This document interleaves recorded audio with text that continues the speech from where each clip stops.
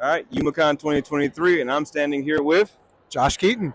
and you are famed for playing such roles as Spectacular Spider-Man, Shiro from Voltron, Young Hercules, and a bunch of these and more.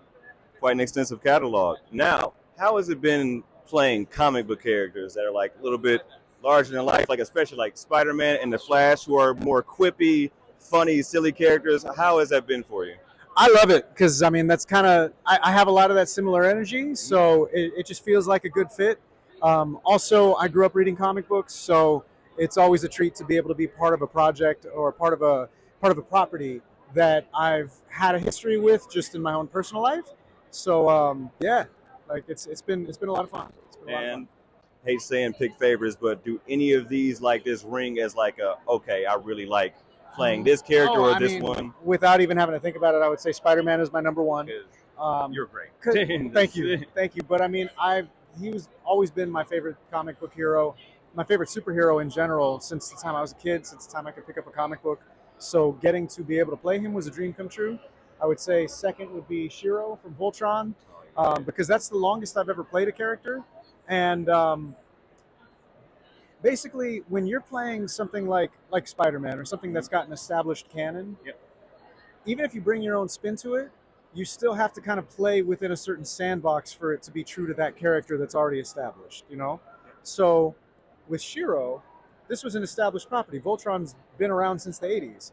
And even before that, it was around as Go Lion in Japan. So it's already kind of had an established canon, but they specifically told me when I was, really kind of coming up with the character, they're like, he's not Sven from the 80s show. And we're just doing something different with him.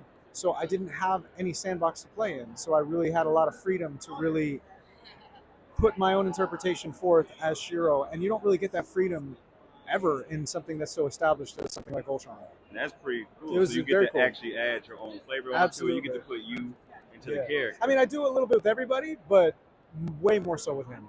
And I'm pretty sure more people like in my age group, born in the '90s, recognize you more so for your role as Hercules. Yeah. Hercules. How was that like getting to Disney? So it's like it's a big role. At that point, that was the biggest thing I'd ever done. Because it's a Disney prince. I mean, yeah, he's a teenager, but it still counts. It still counts. He's still a Disney prince. Actually, I think somebody was telling me he's a Disney god. Yeah, So, well, yeah.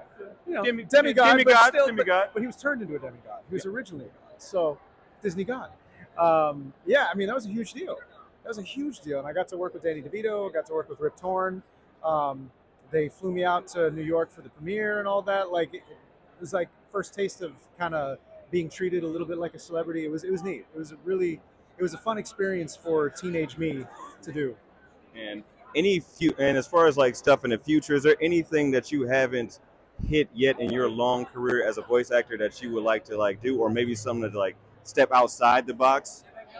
I mean, I've recently started to be, because I've mostly been cast as like hero characters and stuff like that. So like taking my hand at like villains has been kind of fun. I got to play Norman Osborn, which was weird. It was very weird, but kind of cool. I got to play this character named Rosarin in Dragon Age Absolution, who was just an awful character. Of course. But it was a really interesting character to play and kind of get into that headspace. So that kind of stuff. I've been really enjoying doing a lot of mocap. Like I've been doing a lot more mocap for video games.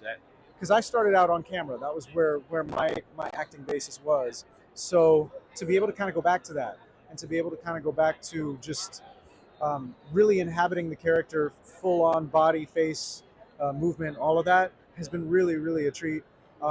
Because even with voiceover, I still approach it the same way. Whenever I'm preparing a voiceover character, I still think about like, how would I play this if I were auditioning for this for a live action thing? How would I block this? How would I move? How would I stand? Actually like moving all of out that, as you're absolutely, talking. because all of that affects your voice. And if you're just standing there doing a static voice, it's not going to have the same impact as if you're really moving and acting it out and doing all that. So, I mean, I still kind of approach characters all the same way. Awesome. And lastly, before I get on out of here, do you have any tips for aspiring voice actors like myself? Absolutely. Take an improv and an acting class, because at the end of the day, it's not just about doing like voices or silly voices.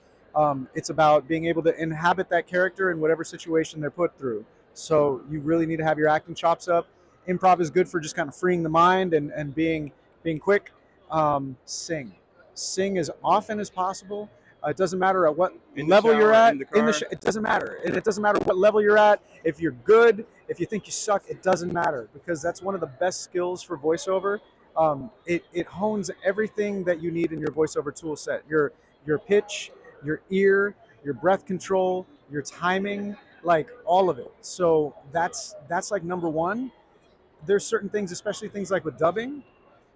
A lot of people have trouble, doing matching the mouth movements and stuff like that. Like that was something that came like effortlessly to me because I was so used to being in a studio and doubling background vocals and doing all that and being able to replicate similar performances and similar timing. Like all that stuff helps.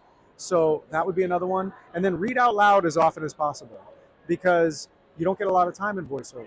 So you need to be really quick at picking up text off the page and making it sound like they came out of your head spontaneously, and you're not just picking up thoughts on a page. And the only way to do that is by doing it. So you got a dog, a cat, a sibling, a cousin, a little baby, whatever. Talk to them. Read to them. Read to them. It's really important. Well, thank you so much for your time. I really appreciate it. Youmacon 2023, Josh Keaton.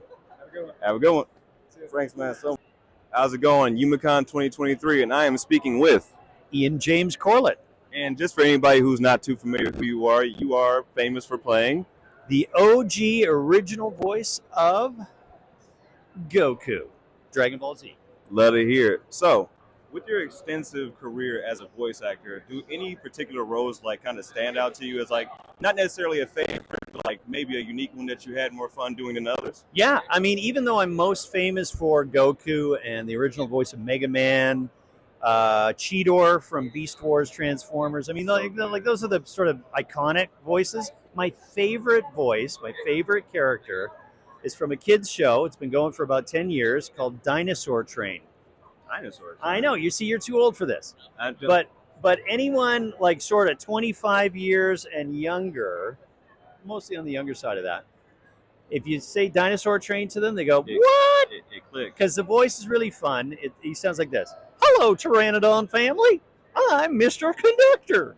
And we did 1 million episodes. My kids were actually in the show. Oh, that's beautiful. They played the two lead little dinosaurs, and that's my favorite show. Beautiful. Now, with your time playing as Goku, is Yeah. there any particular episodes that were like, okay, this is challenging? Oh, like every episode? You've heard the screaming, haven't you? Yeah. How is that on the? Oh, well, I mean, it's awful, but when you're a professional, you know, there's ways to mitigate the damage. But I mean, some episodes, it's like the whole thing is a scream. The whole thing, literally, is a scream. You have to master the art of the scream. Yeah, it's kind of crazy.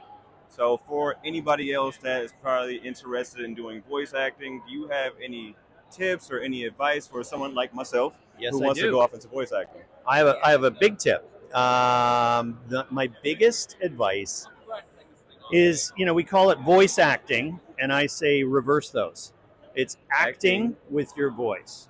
So if there's any kind of community theater, school, college, improv, anything that gets you acting, that's the most important part. And then you work on the sort of voice technique part of it. Sweet. Thank you so much for taking time to speak with me. We really appreciate it. Very nice to meet you. Good Youmacon- luck with everything. Thank you. Youmacon 2023, Ian James Corlett.